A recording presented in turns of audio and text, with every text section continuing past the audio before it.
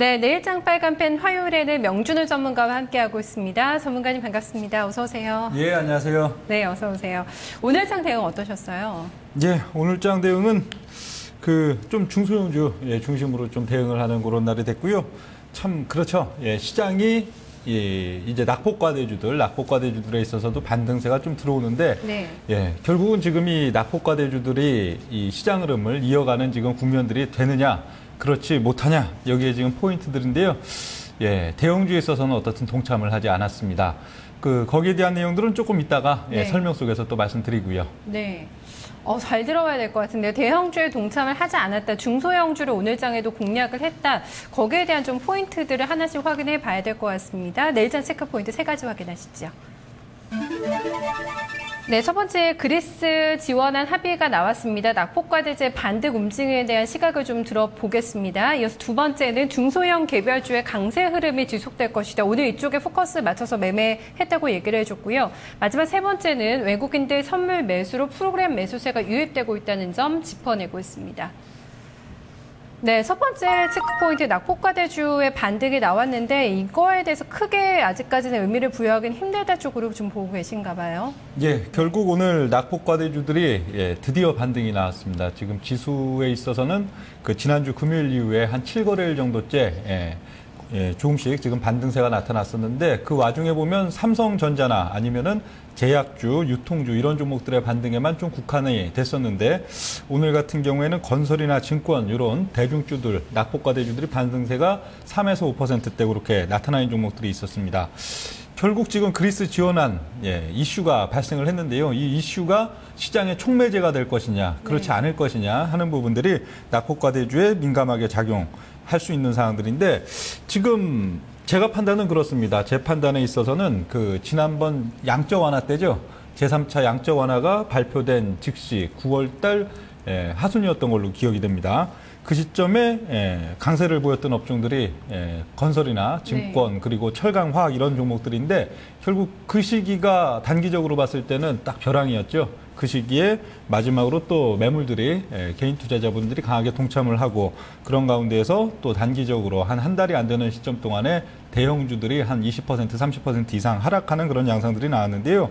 오늘 같은 경우에도 그리스 지원안 합의, 저는 유로존에 있어서의 위기 해결에 어떻든 키 그리고 의미 있는 부분은 그리스야 지원, 그리스 지원안 합의를 한다고 해서 지금 스페인이나 이탈리아권에 대한 문제 내지는 그리스, 유로존의 문제가 지금 단기적으로 봉합이 됐다 볼 수는 없습니다. 네. 결국은 유로본드가 이끌어져야 되는데 유로본드가 이끌어지기까지 연말 중에는 가능할 걸로 봅니다. 그때까지 좀 진통이 또 나타나지 않을까 그렇게 보여지는데 결국은 그때 그 시점과 마찬가지로 오늘 같은 경우에도 낙폭과대주의 반등이 본격적으로 이제 삼성전자나 이런 제약주 이런 쪽들에서 바톤을 터치해서 움직이는 장세라기보다는 좀 지금 단기적으로 또 부담이 될 수 있는 그런 위치라고 지금 보여지고요.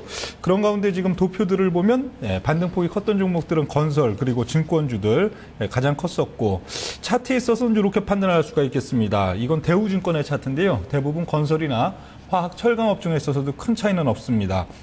현재 시점이 과거 지금 1개월 반 동안의 과정으로 봤을 때 두 번의 시점과 다른 시점이냐 다르지 않은 시점이냐만이 포인트가 되겠죠. 본다면 지금 1차적으로 낙폭이 크게 나온 시점, 가장 먼저 있는 동그라미는 양적 완화가 발표됐을 때입니다. 그 시점을 벼랑으로 첫 번째 반등 기조 나타났던 시점 역시 반등을 필두로 다시금 2차 하락이 나타나는 그런 양상들이 되었고 반면에 지난달이죠.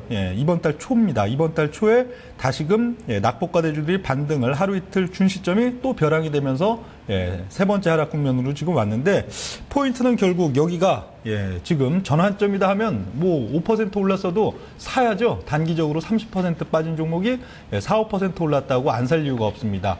그렇지만 제 판단으로 봤을 때는 현재 그리스 지원안 합의 여기에 따라서 낙폭과대주 반등이 나온 부분들이 본격적인 추세의 시작 국면보다는 오히려 아직 화학주나 건설주 등 여러 섹터에 있어서도 진바닥을 찍기에는 조금 모자란 감들이 있기 때문에요. 네. 오히려 단기성 매물을 쌓는 자리가 될 가능성이 있기 때문에 아직은 지켜보자 그런 관점들이 되겠습니다. 네, 그리스 얘기가 나오면서 일단 가격 메리트가 부각이 됐기 때문에 오늘 단기적으로 올라온 거라고 치더라도 워낙에 지금 낙폭과대 섹터가 많거든요. 예. 이 중에서 뭐 펀다멘털이나 수급적으로 좀 안정적인 흐름이 나타나는 쪽에서는 다른 쪽보다는 어느 정도 연속성을 좀 가져갈 수도 있지 않을까 싶어요. 그런 쪽은 혹시 보고 계신 쪽 없으신가요? 예, 과거 1개월 반 동안에 3번의 사례에서도 봤듯이 이게 특정 섹터는 강해서 낙폭과대주 중에 좀 추세가 나와야 된다. 혹은 어떤 섹터는 약해서 빠져야 된다가 아니고 낙폭과대는 지금 다 같이 움직이고 있죠. 네. 반등 나올 때 폭이 차이가 있지만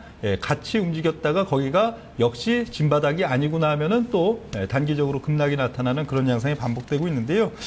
업종별 따로 보는 것보다는 낙폭과대주는 하나의 연속 선상으로 보이는 게 맞다고 보입니다. 네, 알겠습니다.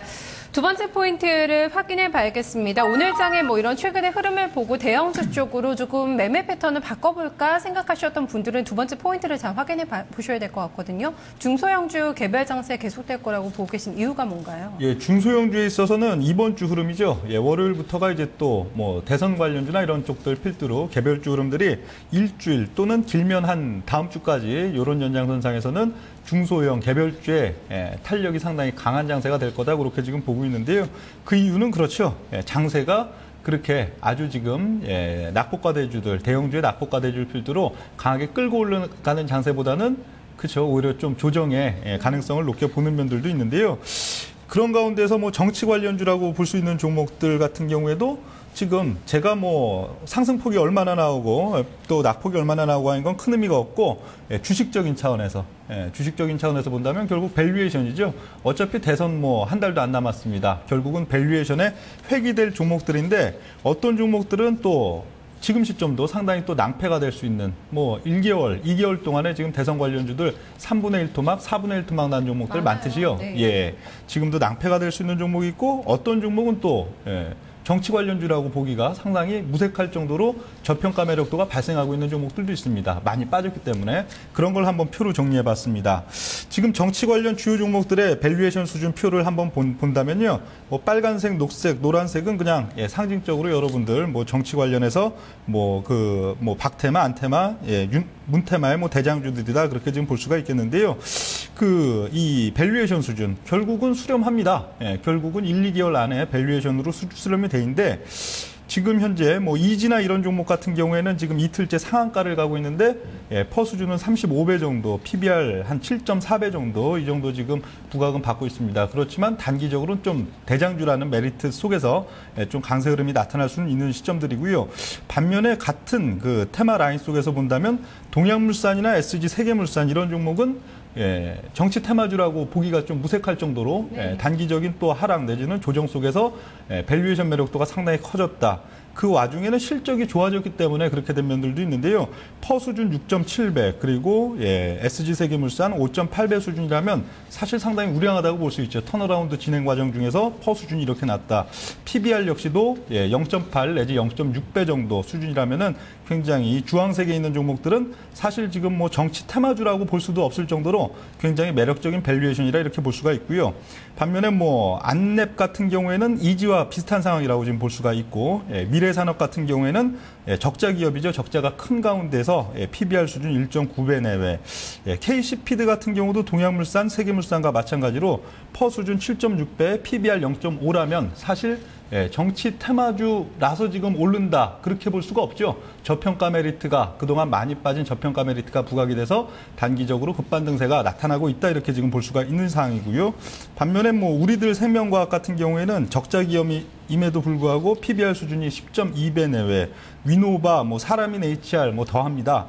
퍼 수준이 57배, 42배 이 정도 수준에 뭐 사라민 HR은 한 PBR 수준도 13배 수준이라면요. 사실 뭐 단기적으로는 뭐 반등을 더 하든 안 하든 답은 있죠. 2개월 이내에 좀 안 좋은 상황들이 올 네. 것이다. 그런 면들이 있기 때문에 우리 투자자 여러분들이 장세가 조금 부진하고 답답하다고 대선 관련이나 이런 쪽 할 때도 기준은 항상 밸류에이션에 놓고선 또 판단하는 지혜가 필요할 걸로 보여집니다.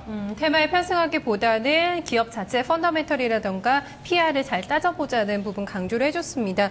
오늘도 지금 세 번째 체크 포인트를 보면 프로그램 매수 유입을 짚어주고 계시거든요. 거래 대금이 크게 늘지 않고 있는 가운데에서 프로그램 매매에 좀 의존하지 않았나 이런 좀 생각도 들어요. 어떤 부분을 좀 강조해 주시는 건가요, 여기서는요? 네, 오늘 같은 경우엔 그리스 지원안이 합의되었다는 발표가 나오기 전 시점이죠. 아침 장 시작하면서부터 외국인들이 선물을 좀 강하게 매수하는 기조가 있었습니다.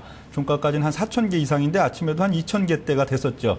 그런 가운데 베이시스가 호전되니까 프로그램 매수가 강하게 들어왔는데 네. 이 성격이 중요한 거죠. 이게 기관들이 의지를 갖고선 지금 주식의 매력을 느끼고 시장의 안정감을 느끼고 달라붙는 것이냐 아니면 베이시스가 벌어졌기 때문에 프로그램이 들어오는 거냐인데 안타깝게도 좀 후자 쪽이다 그런 말씀들이 되겠습니다. 오늘 같은 경우에도 기관 순매수가 대략 한 3천억 정도가 나왔는데 거의 뭐 100% 프로그램 매수였죠. 차익 거래 한 2천억 내외. 이거는 어디죠? 국가 지자체, 네. 국지체 프로그램, 그리고 비차익에 있어서도 1,000억 정도 되는 거는 연기금, 투신 쪽 비차익인데요. 결국 프로그램이 답니다. 이런 거 상당히 또 시장에 있어서는 포인트가 아닐까 판단됩니다. 여러 가지 부분들을 종합을 해서 아직까지는 강하게 좀 추세적으로 반등을 끌어나갈 수 있는 시점은 아니다라는 좀 부분을 확인을 해주고 계신 것 같습니다. 내일은 전략 어떻게 짜볼까요? 업종 봐주실까요? 예, 내일장 유망 업종에 있어서는요, 조금 시장에서 약간 벗어나 있는 농업 관련주를 지금 보겠습니다. 좀 의외라는 생각도 들어요. 이쪽을 봐야 되는 이유 좀 들어봐야 될 것 같은데요. 네, 내일장 유망 업종. 사실 이번 주는 뭐 대선주 이런 쪽 매매하는 게 사실 편하고 수익도 많이 날 수 있는 주인데요. 그렇다고 또 유망 업종, 유망 종목으로 대선 관련주 하고선 대선 관련주를 추천드릴 수는 없으니까요. 농업 관련주가 됐는데 그렇습니다. 지금 국제 농산물 가격에 있어서는 상당히 좀 상승 가능성이 높은 위치다. 대표적으로 옥수수 차트를 볼 수 있겠죠. 국제 옥수수 가격의 차트를 지금 놓고 봤을 때는 5월, 6월 달, 6월, 7월 달이죠. 6월, 7월 달에 국제 곡물 가격이 크게 오른 적이 있습니다. 그런 연후에 지금 한 4개월, 5개월째 지금 좀 기간 조정을 받고 있는 그런 지금 국면들이 되겠는데요. 현재 시점 나름대로 수렴대를 관통해 나가는 위치라면은 다시금 또 뭐 겨울철 한파 내지는 이상 기후 이런 부분들을 모멘텀으로 옥수수 가격, 농산물 가격이 다시금 급등세가 나타날 가능성이 높은 위치다. 이런 면들이 좀 포인트가 지금 되겠습니다. 네, 이런 쪽에서 이제 종목을 골라내야 되는 건가요? 공략주 주시죠. 예, 네. 공략주는 농업 관련주니까 농업 관련주의 대표 종목 팜스토리가 되겠습니다. 팜스토리 같은 경우에는 주가는 좀 낮은 1,000원대 종목이죠. 그렇지만 뭐 주식수가 한 5천만 주 이상, 주식수가 많아서 가격이 낮은 그런 종목이기 때문에 뭐 네. 부실 종목은 아닙니다. 네. 펀더멘털은 네. 자산 가치나 이익 기조 다 좋은 종목인데요. 팜스토리 같은 경우는 그 작년도 이후 계속 지금 해외 그 농업 환경들을 계속 농장들을 개척하고 그런 가운데에서 지금 뭐 연해주 농장이나 이런 쪽 매출들도 상당히 많이 나타나고 있는 면들로 올해도 한 200억 이상 영업이익이 나타날 수 있는 지금 시점입니다. 시가총액이 지금 1,000억대 왔다 갔다 하고 있다. 그런 면으로 봤을 때는 밸류에이션 매력도 퍼 수준 뭐 4배, 5배 수준이라면 상당히 매력이 있는 면으로 지금 보여지고요. 그런 면들에서 지금 단기적으로 매수가는 한 1,200원, 현재 가격 전후 시점이 좋을 걸로 보여지고 목표할 수 있는 가격은 직전 지난달 고점부의 가격대인 한 1,500원, 그리고 손절가는 1,100원 정도 잡을 수 있겠습니다. 나 단기 매매 얘기를 하고 계시네요. 뭐 중기적으로도 노려볼 수는 있겠지만요. 일단 눈에 보이는 여기까지 단기만. 수익 낼까요? 예. 네, 그렇게 알겠습니다. 판단을 하겠습니다. 네, 고맙습니다. 잘 들었습니다. 예, 감사합니다. 네, 증권통도 여기서 마무리 짓겠습니다. 날씨가 많이 쌀쌀해졌습니다. 건강 조심하시고요. 따뜻한 또 저녁 시간 보내시기 바라겠습니다. 내일 뵙겠습니다. 고맙습니다.